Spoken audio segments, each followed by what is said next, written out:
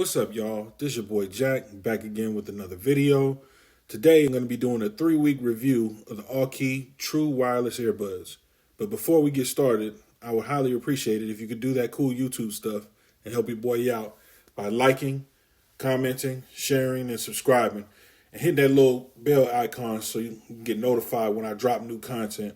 It costs you nothing, and I really appreciate it because it really does help out the channel. Your boy trying to beat that algorithm, y'all. So thanks in advance. So first things first, I'm going to touch on the specs right quick. They come with Bluetooth version 5.0. They're IPX5 water resistant. They're Android and iOS compatible. They do not have an app. USB Type-C charging. The case is wireless, so you can use a wireless charging pad to charge them up. Pardon me. 7mm titanium drivers. They advertise at 30 hours of playtime total with the case.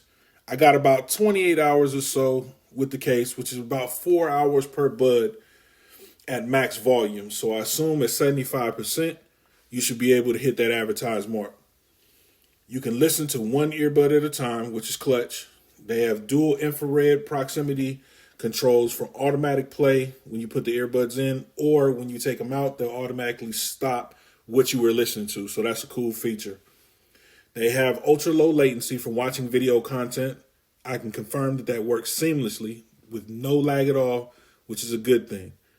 The current price as of this video in April 2021 is $40, and that's before the 15% coupon.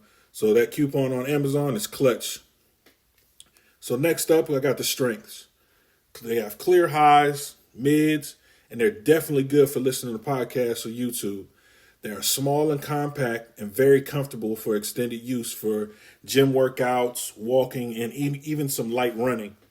They have USB-C, like I mentioned earlier, wireless charging. At this price point, is definitely a plus.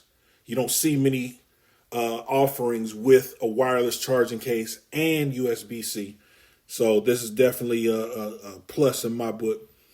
They have and the touch controls work great. Now on to the weaknesses. They sound tinny to me. They do not have a lot of bass, but this is a personal preference. So I listen to hip hop and R&B, but I tested it with rock, pop, and country, and it sounds fine. The lows aren't good enough for me, but because of the highs, I wouldn't go past 85%.